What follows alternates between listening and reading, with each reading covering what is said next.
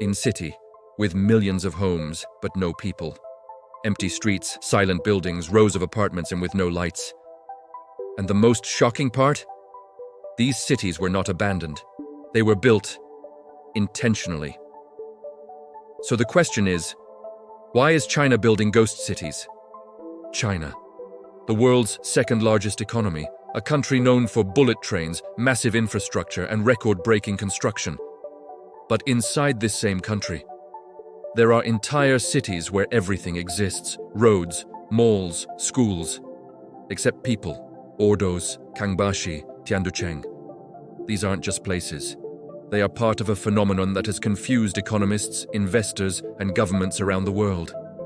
Today, we're going to uncover what these ghost cities really are, why they were built, and what they reveal about the future of the global economy. To understand this mystery, we need to go back to the early 2000s. China made a strategic decision: rapid urbanization. Millions of people were moved from rural areas to cities. New infrastructure was built at an unprecedented scale. The goal? Economic growth. And it worked. China's GDP skyrocketed. But there was something unusual about how this system worked. In China, land is owned by the government, and local governments generate a huge portion of their revenue by selling land to developers. So the more land they sold, the more money they made. And that's where the cycle began. Developers started building massive housing projects. Banks were giving loans, investors were buying properties. But not to live in them, to invest. Now here's the key question. If people weren't buying homes to live in, who were these cities actually for? In China, real estate became one of the safest investments. Stocks were volatile, bank returns were low, so people did what seemed logical. They bought apartments, left them empty, and waited for prices to rise. But this is where things start to get complicated. Developers needed continuous funding, banks kept lending, and local governments needed growth numbers. So instead of slowing down, construction accelerated. Entire cities were planned and built, fully developed, but without residents. And this is where the situation becomes alarming. In some of these cities, occupancy rates dropped below 20%. That means 80% of the homes were empty. Yet construction continued. Why? Because the system itself was pushing it forward. One of the most famous examples is Ordos Kangbashi, a modern city designed for 1 million people, wide roads, luxury apartments, public infrastructure already in place. But when it was completed, only a few thousand people lived there.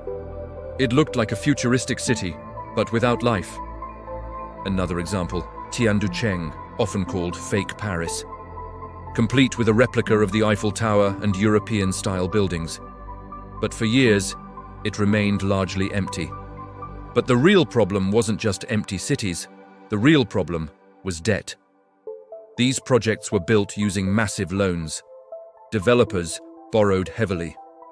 Banks were exposed, and the entire system became dependent on real estate.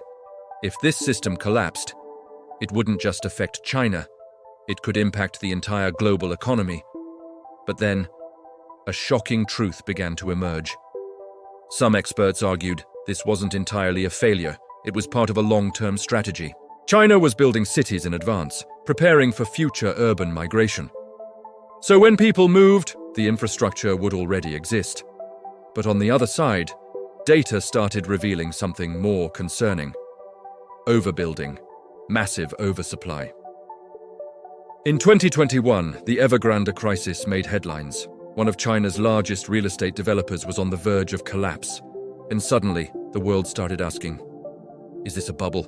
Another shocking detail. Tens of millions of homes in China have never been occupied. Think about that.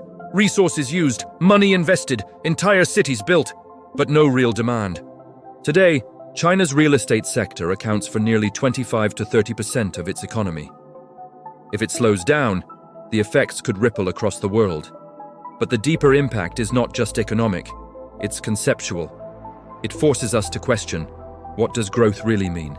Is building more always progress? Or are we mistaking visible development for actual sustainability? And this isn't just about China. Many countries are now following similar paths. China's ghost cities are not just empty buildings. They are a warning, a reflection of what happens when systems prioritize expansion over real demand. History has shown us, when growth disconnects from reality, collapse becomes a matter of time. So the real question is this smart, long-term planning, or the beginning of a global economic shift? Let me know what you think in the comments.